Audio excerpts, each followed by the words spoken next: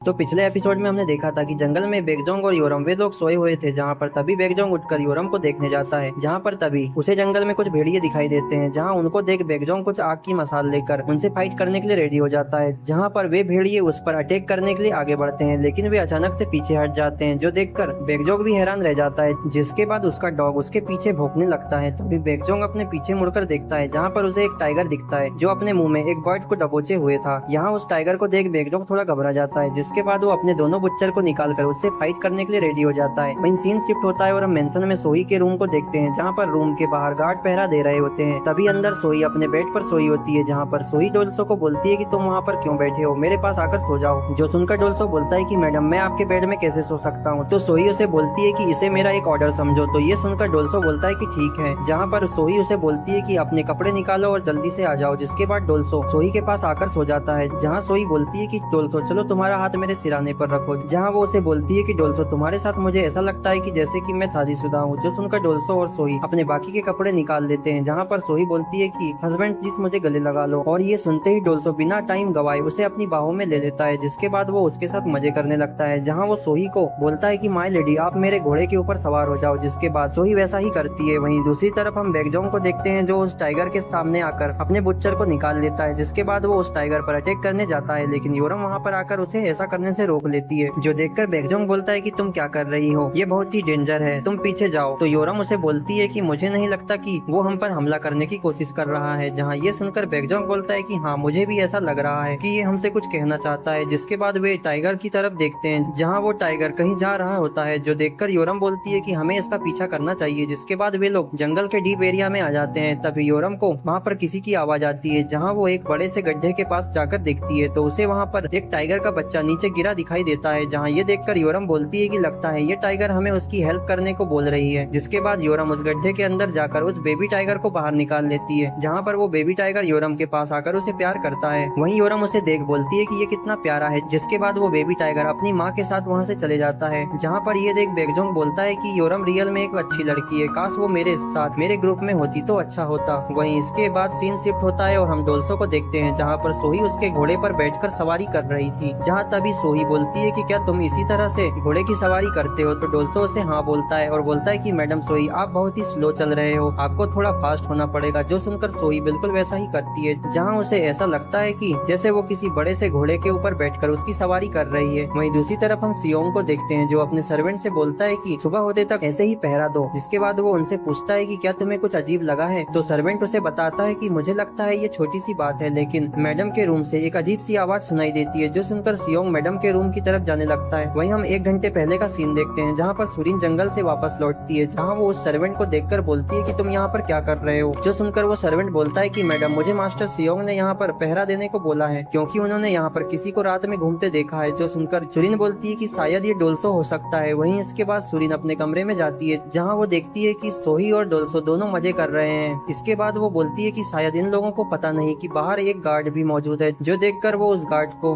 बोलती है कि तुम्हारी हिम्मत कैसे हुई मेरे कमरे के बाहर पहरा देने की। ये बोलकर वो उसे वहाँ से भगा देती है। जो देखकर उस गार्ड का एक दूसरा साथी बोलता है कि मैडम सुरीन का बिहेवियर हमेशा से ऐसा ही है। इसके बाद हम सुरीन को उसके कमरे में देखते हैं, जहाँ वो सोही के बारे में सोच रही होती है और अपने हाथों का यूज करती है, जिसके कारण उसके रूम से आवाज आती है। वहीं दूसरी तरफ हम मास्टर सियोंग को देखते हैं, जो उस आवाज को सुनकर अपनी तलवार बाहर निकालकर सुरीन के कमरे के अंदर चले जाता है। वहीं उसे लगा था कि सुरीन के कमरे में कोई चोर होगा, लेकिन वो तो सुरीन को बहुत बुरी कंडीशन में देख लेता है। जहाँ सुरीन उसे बोलती है कि तुम बिना नॉक करे मेरे कमरे में कैसे आ गए। जो बोलकर वो उसके ऊपर पिलो फेंकती है। वहीं यहाँ पर सियोंग उससे माफी मांगता है और बोलता है कि मुझे लगा कि आप पर किसी ने अटैक कर दिया। तो सुरीन बोलती है कि अटैक तो तुम कर रहे हो मुझ पर। इसके बाद साइड वाले रूम में हम योरम और डोल्सो को देखते हैं, जहाँ पर वे लोग मजे करके अपनी रात रंगीन कर रहे थे। वहीं नेक्स्ट सीन में हम जंगल में बेगजोंग और देव को देखते हैं, जहाँ पर देव बोलता है कि क्या तुमने रात में वाकई टाइगर से फाइट करी। तो बेगजोंग बोलता है कि हाँ मैंने रात में उससे फाइट करी और उसे भगा दिया था। और बेगजोंग अपने बारे में उसे बड़ी बड़ी बातें बताने लगता है। जो सुनकर योरम को उस पर गुस्सा आने लगता है और तभी योरम को वहाँ पर किसी की आवाज सुनाई देती है। जो देखकर वे तीनों लोग वहाँ पर जाते हैं, जहाँ वे लोग गाँव में कुछ लोगों को देखते हैं। जहाँ उन लोगों को देखकर बेगजोंग उनसे पूछता है कि यहाँ पर क्या हुआ। तो उसे एक ओल्ड मैन बताता है कि हमारे गाँव को कुछ लुटेरों ने लूट लिया है। जहाँ वो बोलता है कि उनके लीडर का नाम बेगजोंग था। जिसके बाद वो रोते हुए बोलता है कि उस चोर को तो नर्क में भी जगह नहीं मिलेगी। वहीं यहाँ पर अपना नाम सुनकर बेगजोंग का पारा हाई हो जाता है। जिसके बाद वो उन लोगों से पूछता है कि वो लुटेरा दिखने में कैसा था। तो वो ओल्ड मैन बताता है कि उसने अपने फेस पर मास्क लगाया था, इसलिए हमने उसका चेहरा नहीं देखा। जिसके बाद वो ओल्ड मैन बोलता है कि उसके साथ 4 से 5 लोग भी थे। जो सुनकर देव बोलता है कि ये किस बेगजोंग की बात कर रहे हैं। जिसके बाद बेगजोंग उस ओल्ड मैन को अपने पास से कुछ गोल्ड कॉइन निकालकर उन्हें देता है, जो देखकर वो ओल्ड मैन उसका धन्यवाद करता है। वहीं देव बोलता है कि आखिर वो कौन है जो बेगजोंग का नाम लेकर इन गरीब किसानों को लूट रहा है। जहाँ पर योरम बोलती है कि वो तुम्हारे नाम को यूज करके गलत काम कर रहा है। जिसके बाद वे लोग वहाँ से चले जाते हैं। जिसके थोड़े टाइम बाद बेगजोंग बोलता है कि आखिर हम लोग इस सिटी में आ गए। जो देखकर देव बोलता है कि क्या ये इचियोन है। तो बेगजोंग बोलता है कि हाँ। वहीं इसके बाद हम उन्हीं लुटेरे को देखते हैं जहाँ वे लोग एक किसान के घर को लूट रहे होते हैं, जहाँ उन्हें बस थोड़ा सा ही सामान मिलता है, जिसे लेकर वो वहाँ से चले जाते हैं। जिसके बाद हम जंगल में उन लुटेरों को देखते हैं जो रास्ते से जा रहे होते हैं, जहाँ उस लुटेरे के साथी अपने बॉस से बोलते हैं कि बॉस आज तो मजा ही आ गया। तभी उसका दूसरा साथी बोलता है कि बॉस यदि हम इसी तरह से चलते रहे तो बहुत जल्द अमीर बन जाएंगे। जो सुनकर उनका बॉस बोलता है कि हमें बस बेगजोंग का नाम यूज करके अमीर लोगों को लूटना है। और तभी उनके सामने एक आदमी आ जाता है, जहाँ वे लोग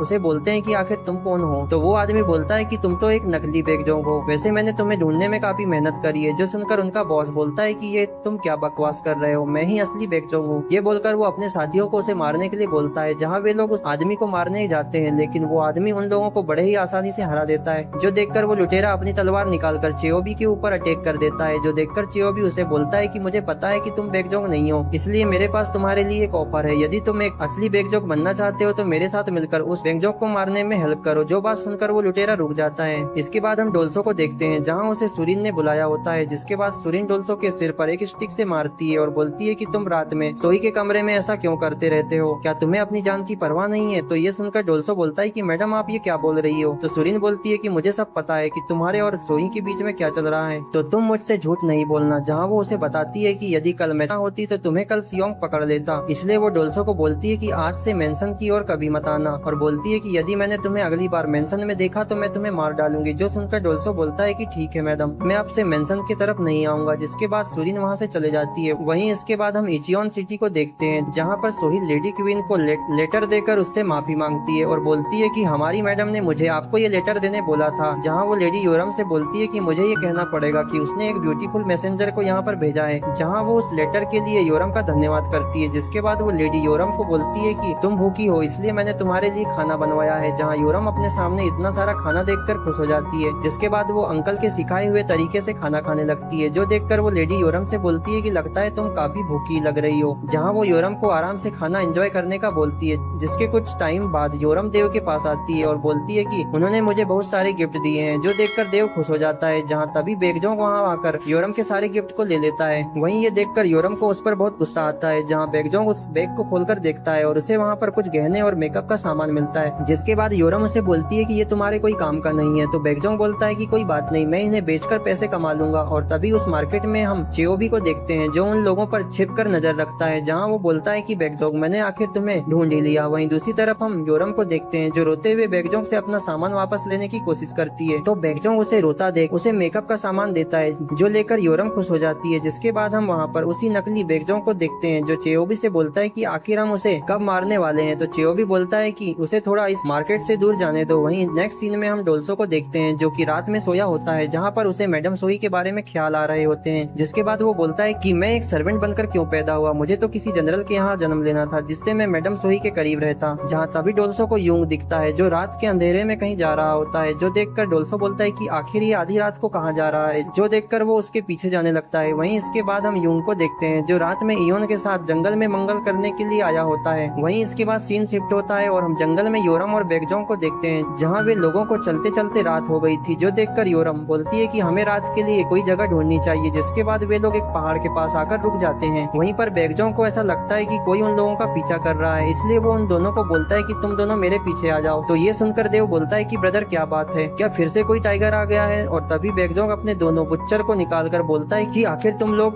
बाहर क्यों नहीं आ रहे, तुम कब तक मेरा पीछा करोगे। तो ये बात सुनकर चियोबी बाहर निकलता है, जहाँ वो बोलता है कि बेगजोंग तुम इस बार मेरे हाथों से नहीं बचोगे। वहीं चियोबी को देखकर योरम बोलती है कि ये तो वही आदमी है। जहाँ पर डोल्सो से बोलता है कि तुम्हारे फेस पर ये पट्टी अच्छी लग रही है। जो सुनकर चियोबी बोलता है कि कमीने आदमी, मैं इसके लिए तेरी जबान काट दूंगा। जो बोलकर वो बेगजोंग के ऊपर अटैक कर देता है। वहीं बेगजोंग को लगता है कि वो इस बार अकेले नहीं आया है। वहीं यहाँ पर चियोबी बेगजोंग को लड़ते हुए योरम से दूर ले जाने की कोशिश करता है, जो देखकर बेगजोंग को उस पर कुछ डाउट होता है। और तभी बेगजोंग के पीछे से वो नकली बेगजोंग अटैक कर देता है, जो देखकर बेगजोंग अपने बुच्चर से उसके अटैक को रोकता है। जहाँ वो नकली बेगजोंग अपने साथ अपने बाकी के साथियों को लाया होता है, जहाँ उसके साथी देव और योरम को पकड़ लेते हैं। जहाँ पर बेगजोंग उसे बोलता है कि वो तुम थे जो मेरा नाम यूज करके मासूम किसानों को लूट रहे थे। जो सुनकर वो नकली बेगजोंग बोलता है कि मैं तुम्हें आज मारकर असली बेगजोंग बन जाऊंगा। तभी सीन शिफ्ट होता है और हम यूंग और इयोन को देखते हैं, जो इयोन के साथ जंगल में मंगल करने का सोचता है, जहाँ वो इयोन के सारे कपड़े को निकाल देता है। तभी ये नजारा डोल्सो झाड़ियों के पीछे छिपकर देख रहा होता है, जहाँ पर यूंग इयोन का गेम बजाने वाला ही होता है। लेकिन तभी वहाँ पर स्नेक आ जाता है, जहाँ स्नेक को देखकर